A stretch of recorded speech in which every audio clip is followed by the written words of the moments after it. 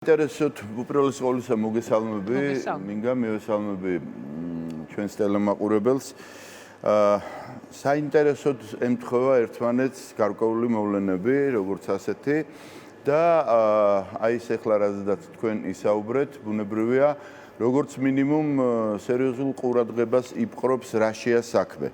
თარიღის ცვლილება ხო სასამართლო. იმიტომ როგორც წესი უკვე ამდენი ხანი არა, ვიცი 1 თუ 5 თვეა, თვეში ერთხელ იმართება, უფრო რაღაც სიმბოლურ ხასიათს იძენს, თავიდან იყო წინა პროცესი, შემდეგ იყო არსებითი განხილვა დაიწყო უკვე და ნუ არაფერი განსაკუთრებული და როგორც წესი სადღაც ყოველი თვის 25, 27, 24 რიცხვში იმართებოდა ხოლმე ეს შეხვედრები და ახლა უცებ აი ესე მოულოდნელად 11 რიცხვი ჩაინიშნა 11 ივლისი ამ პროცესისა.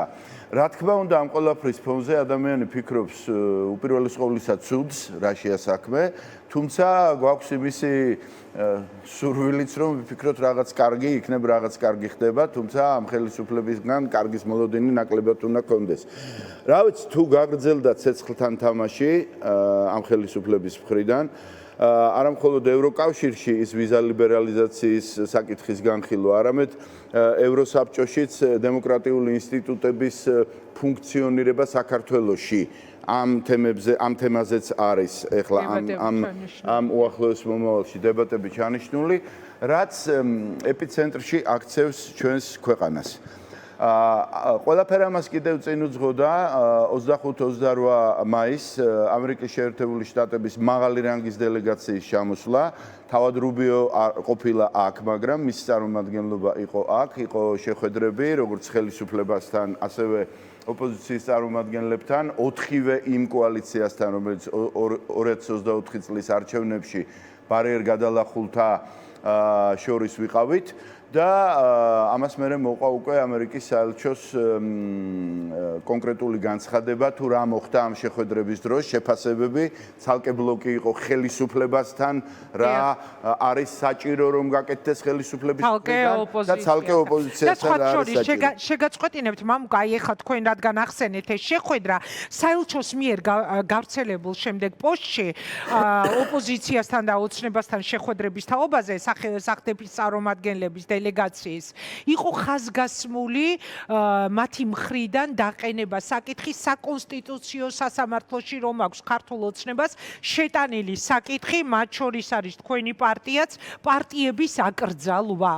ეს ძალიან მნიშვნელოვანი თემა იყო და მე მაგ განმარტებებმა ოპოზიციაში ერთგვარი დაპირისპირებაც გამოიწვია, რაზე იყო სინამდვილეში საუბარი ოპოზიციაში. ხო, იცით, აბსოლუტურად გეთანხმები, ინგა. და ყველაზე ცუდი აი ბოლო ფაზა არის ელემენტარულად რომ ოპოზიციაში გამოიწვია ასთა სხვადასხვაობა.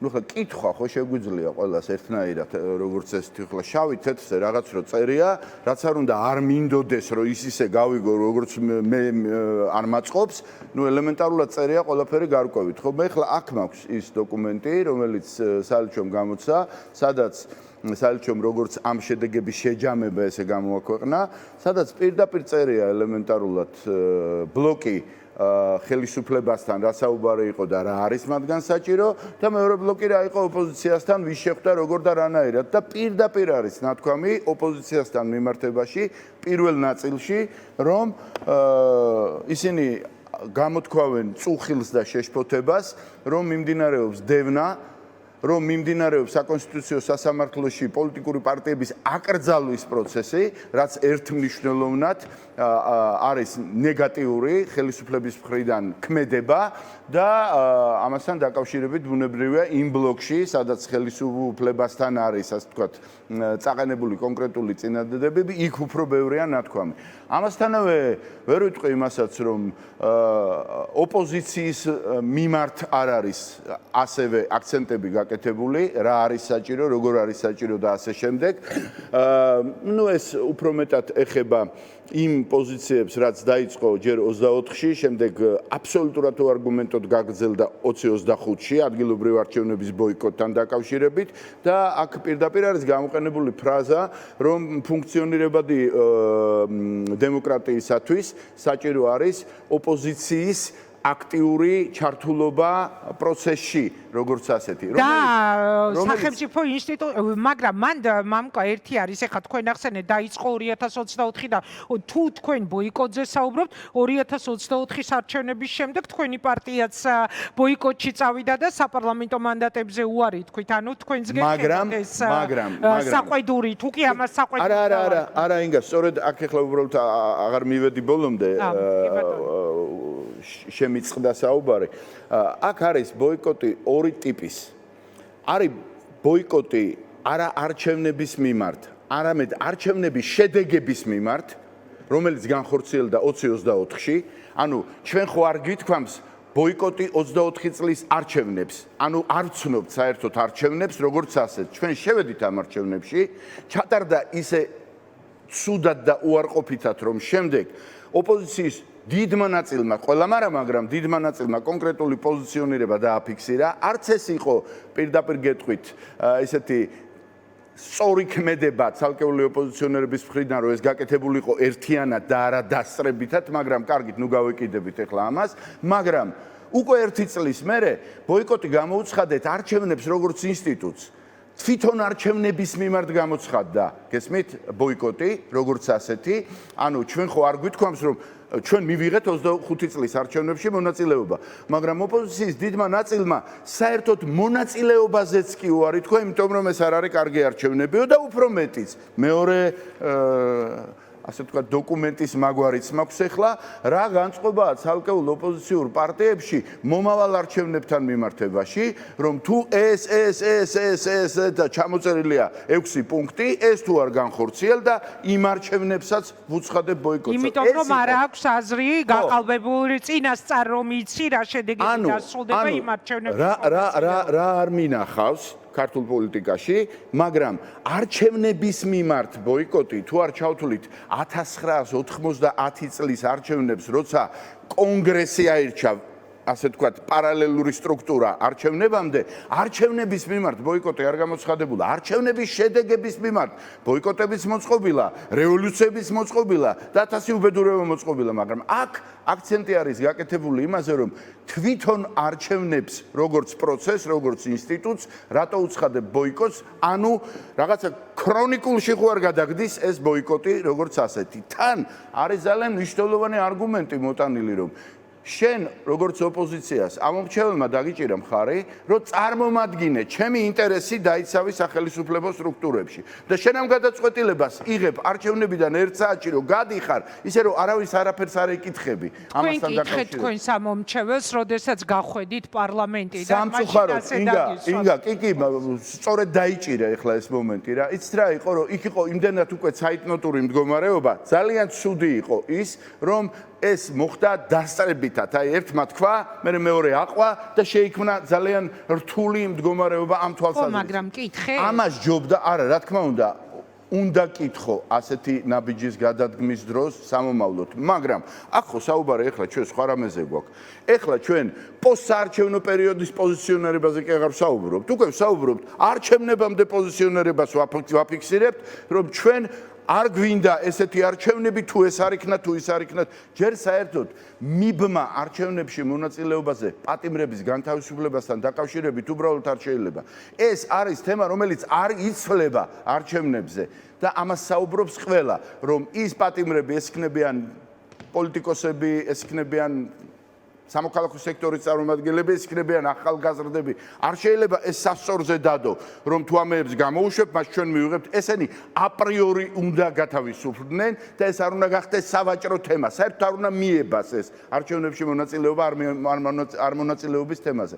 ერთსაც ვიტყვი და შემდეგ კითხვას მოусმენ შენსას, რომ უყურეთ რეალურად, როცა საუბრობთ ჩვენ ამ ტიპის მოქმედებებზე, ჩვენ ვიცით ვისთან გვაქვს საქმე, ხო?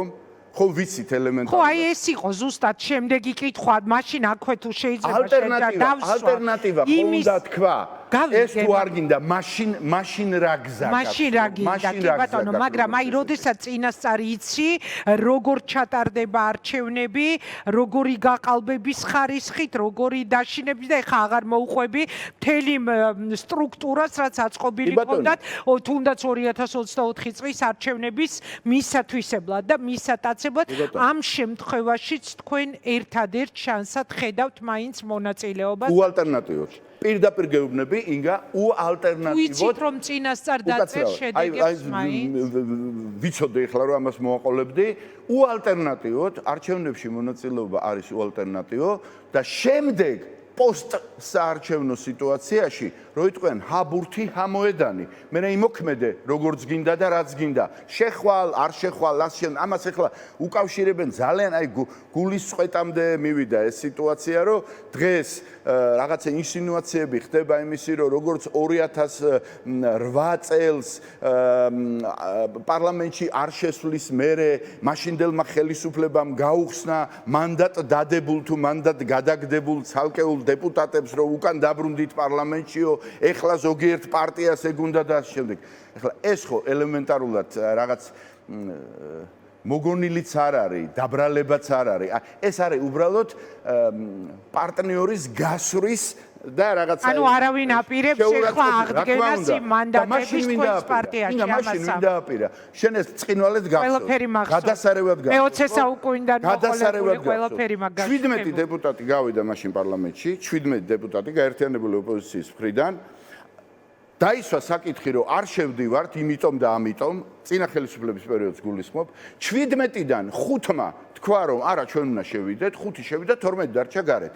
ის კანონში ცვლილება რომ ვინც დატოვა მანდატი მათთვის 2 თვით იხსნება კიდევ ასე ვთქვათ მანდატის აღდგენის პერიოდი იცით რით დასრულდა 12-დან მხოლოდ 1 შევიდა რომელთანაც წინასწარ იყო ნამუშევარი და არ იმუშავა ამ ეგრეთ წოდებული მანდატის აღდგენის პროცესმა არც ამჯერად იმუშავებს ყოველ შემთხვევაში მე შემიძლია ვთქვა იმ გადმოსახედიდან და იმ სტრუქტურიდან რომელსაც წარმოვიდგინე ყოველას მაგივრად მე ვერ ვილაპარაკებ ამ წუთში ანუ სრული აბსურდია საუბარი იმაზე რომ ეხლა შეიძლება ლელო საკუთარ პოზიციას როცა აფიქსირებს ამის უკან იდგეს რაღაც მცდელობები აღიდგინონ მანდატები ინგა უფრო მეტად გულდასაწყვეტი ის არის რომ საერთოდ აი ნიშანწყალი რო არ ჩანს ამდაგვარი რაღაცის და ამას შენ გიგონებს ვიღაც რომელსაც გინდა არ გინდა პარტნიორი უნდა ეძახო ხო უბრალოდ რასთან გვაქვს საქმე საიდან რა ყურით მოთრეული არგუმენტებია ვის რაში ჭირდება ეს სიტუაცია